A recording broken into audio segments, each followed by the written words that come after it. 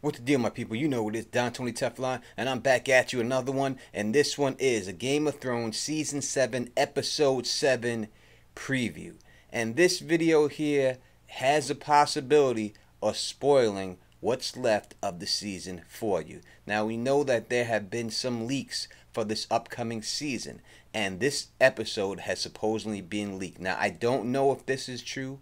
I don't know if it's fake. So let me say spoilers once again. If you don't want to know anything that possibly might happen in the final episode of Game of Thrones, I have plenty other videos that you can watch. But if you're willing to go down this rabbit hole, then let's do it together.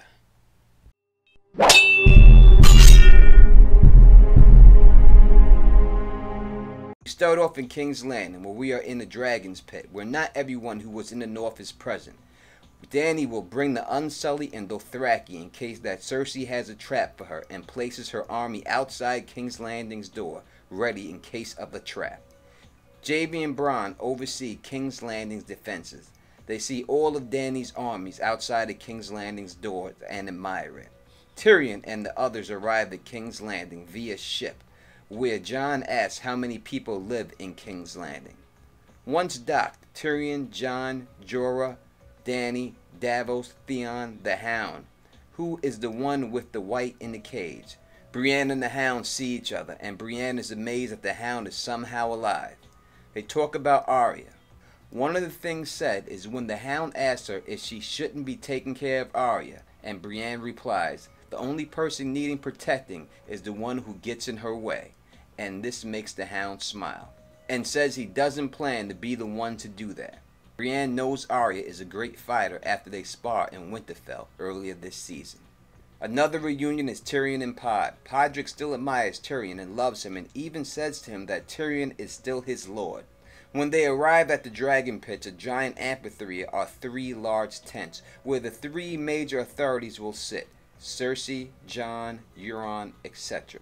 At this time, everyone starts to arrive. Doesn't say who everyone actually is: people, soldiers, or other lords, which Tyrion feels like it could be a trap and looks around. Cersei arrives with Euron and the Mountain. The leak says no Clegane Bowl this episode, but that they do see each other, and that the Hound gives him the look, one day I'm gonna finish you off, motherfucker. But that's all that happens between them this season. And Qyburn also sits with Cersei. The Hound brings the cage that houses the White to the middle of the amphitheater. This is when Cersei asks Tyrion where Dany is, which Dany arrives on the top of Drogon with Rhaegal, which everyone is amazed, even Cersei and Euron. But Cersei wonders where the 3rd dragon is. The person most amazed is Euron by Drogon's arrival.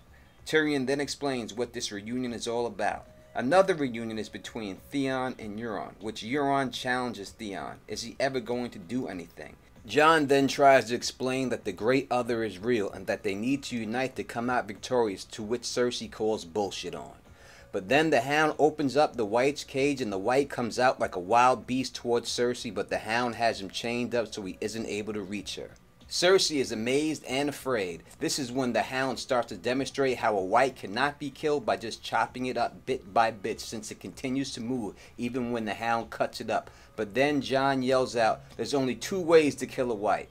The first, fire. So they set fire to one of the White's arms, and the arm starts moving, and the White finally displays pain. The second is dragonglass, to which Jon uses to stab the White, and the White dies. This is the proof that everyone needed to come together in order to survive the long night. Euron pretends to be afraid. Whether we learn about his deception right away is not mentioned, but most likely not. Euron asks how many of these creatures are there, to which Jon says hundreds of thousands. Then Euron asks, well, can they swim? And Jon responds, no. So Euron says, well, I'm going back to Pike, and leaves everyone here so they could pretty much go and fuck themselves.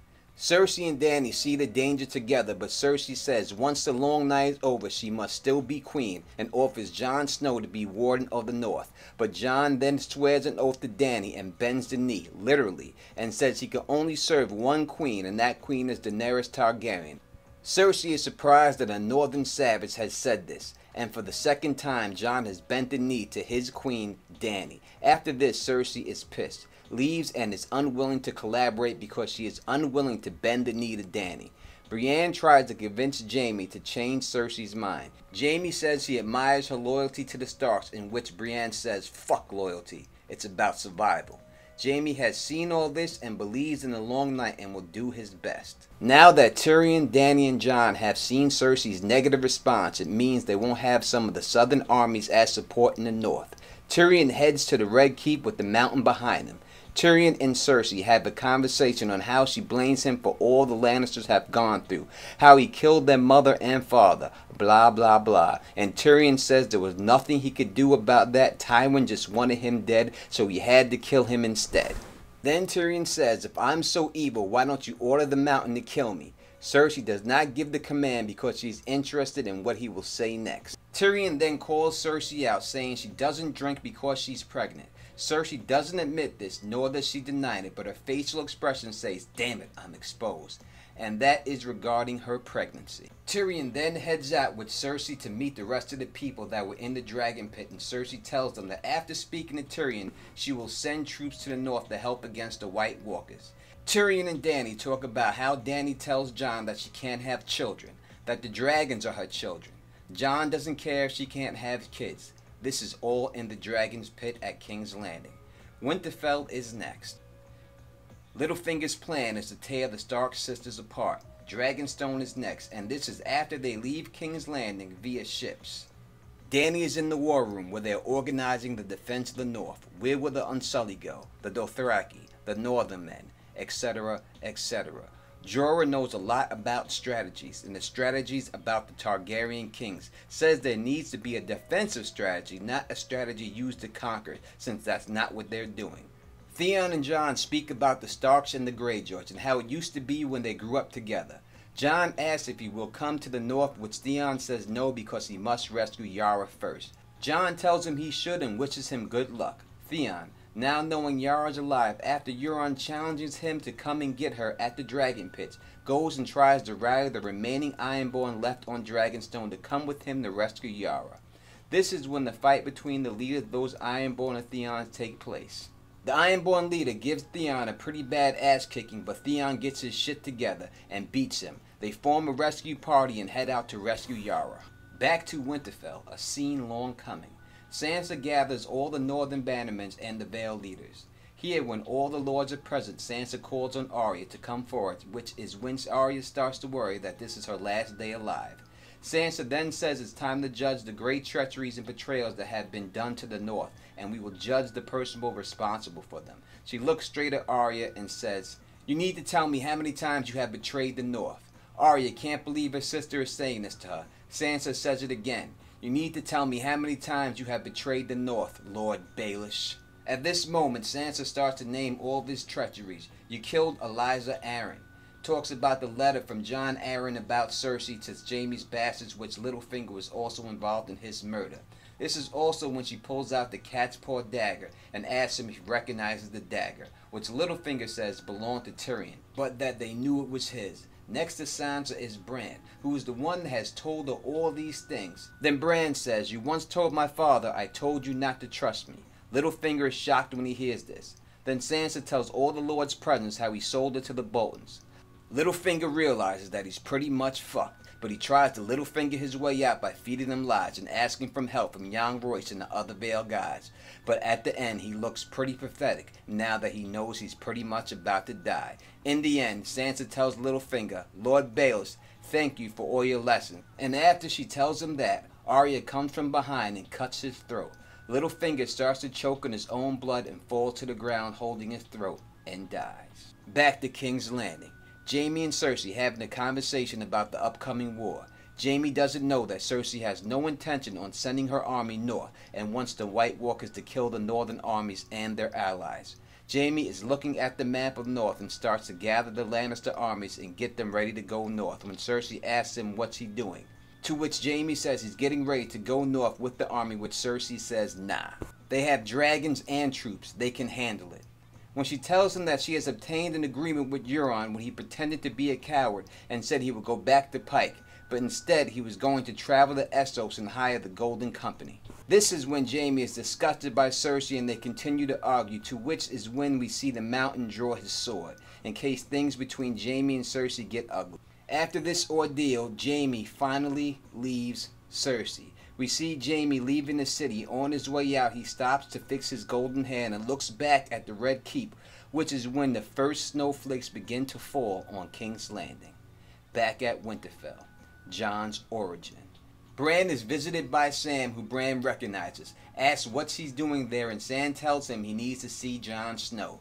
Bran says he also needs to tell him a lot. Sam asks Bran what he needs to tell Jon Snow, to which Bran says that Jon isn't Ned's bastard but Lyanna and Rhaegar's son, and that he was born in Dorne, and that his name isn't Jon Snow but Jon Sand. But Sam tells Bran that he's not a Sand, that he has seen it in the records, that Rhaegar had his marriage with Ilya annulled and married Lyanna, which shocks Bran. Sam then tells Bran that if he can see into the future and past, that he should go see for himself, which Bran then does, which is the wedding between Rhaegar and Lyanna in the forest. As he sees this, he realizes that Robert's rebellion was all based on lies because Robert was pissed and said that Lyanna was kidnapped.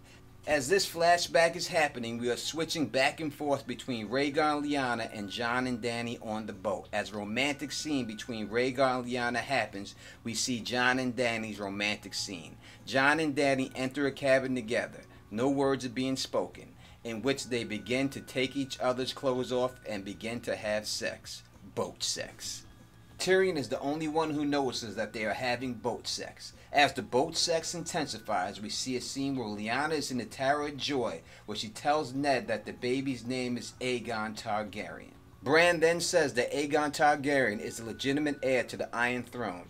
After Arya and Sansa finally make up and reconcile, Arya tells Sansa that she's the strongest woman that she's ever met, and Sansa tells her that she could never achieve the things Arya has, and they fully make up. Lastly is the wall. We see these events through the eyes of Bran, who walks into a bunch of crows, and we are brought to Eastwatch when Tormund and Beric are at. We see the army of the dead with the blizzard following them like in episode 1 outside the wall. And Tormund and Beric are shocked as they see this when out of nowhere the Night's King flies in on Viserion. Viserion does flybys attacking the wall when then he focuses on one part of the wall and starts melting it. As is helping, the wall starts to crack apart in the V shape. The wall is open to the Great Other and the episode ends with the Night's King flying through the wall on Viserion. So there we have it, folks, the full ending episode, if this thing is correct, of Game of Thrones Season 7. Let me know what you think in the comments, and listen, don't worry about spoiler tags, because anyone who's on this video has already seen it, and they know what they're getting into. So if you like the way I do this, please thumbs up this, please spread this across the realm, and please subscribe. And until next time, you know who it is. Peace, and stay sexy.